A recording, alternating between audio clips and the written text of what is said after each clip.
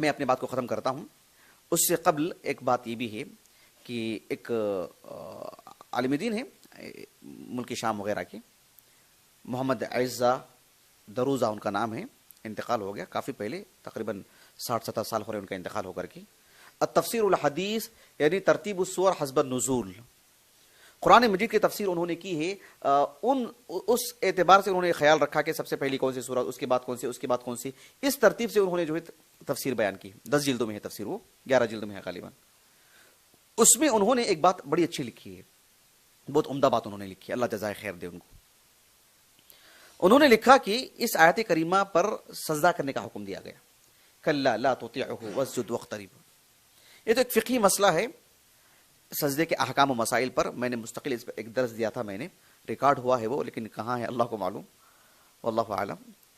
تو کہنا چاہ رہا تھا کہ اس آیت کریمہ میں انہوں نے جو بات لکھی ہے کہ کلا لا تطیعہ واسجد واقترب پر، انہوں نے بات یہ لکھی کہ اس آیت کریمہ میں سجدے کا حکم دیا گیا. انہوں نے جو ایک انوکھی بات لکھی وہ یہ ہے کہ جن آیات پر بھی سجدے کا حکم دیا گیا ہے یا اللہ کے رسول سجدہ کرتے تھے، بھلے ہی آیتوں پر سجدہ کرنا نماز کے باہر وغیرہ جو ہے، یعنی مطلب یہ فرائض میں سے، واجبات میں سے نہیں ہے، مستحب ہے، مستحب ہے، حتیٰ کہ نماز میں بھی واجبات میں سے نہیں ہے سجدہ کرنا آیت و سجدہ پر.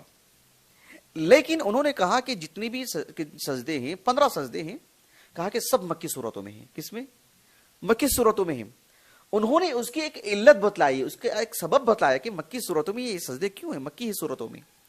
انہوں نے کہا کہ اللہ کے رسول جب اپنی نبوت کا اعلان فرمایا تو اس میں عمومی طور پر معاشرے کے اندر اللہ تعالیٰ کی تابعداری، اللہ تعالیٰ کی فرما برداری، اللہ سبحانہ و تعالیٰ کے حضور جھک جانا، اللہ کی باتوں کو مان جانا، اور لوگوں کے لیے کبھی سماجی طور پر، کبھی مال اس کا، کبھی اس کی صلاحیتیں، کبھی اس کا اثر و رسوخ مانے بنتا ہے اللہ کے حضور سجدہ کرنے کے لیے. تو چونکہ جیسا کہ عائشہ کہتی ہے رضی اللہ عنہ، صحیح بخاری کی حدیث ہے نا، کہ جو ہے مطلب یعنی مکی صورتوں کے اندر جو جنت جہنم سے متعلق بارہا بتلایا گیا، عقیدہ و توحید کو بتلایا گیا، عقیدہ آخرت کو بتلایا گیا. جب دل نرم پڑ گیا تو پھر احکام و مسائل بتلائے گئے مدینے میں آنے کے بعد.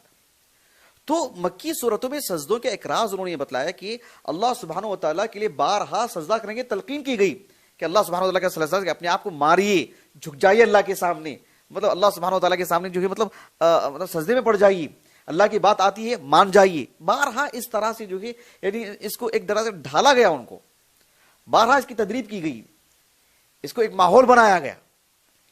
یہ ایک راز کی بات انہوں نے کہی. جہاں تکبر، جہاں غرور، جہاں اثر و رسوخ صلاحیتوں کی بنیاد پر، مال کی بنیاد پر، اعلی اولاد کی بنیاد پر، عہدوں کی بنیاد پر، سماج کی بنیاد پر، جہاں جھکنے کی بات نہیں تھی، خاص کر عربوں کے پاس جھکنے والی بات کہاں سے ان کے پاس، ان کا اپنا ایک مزاج.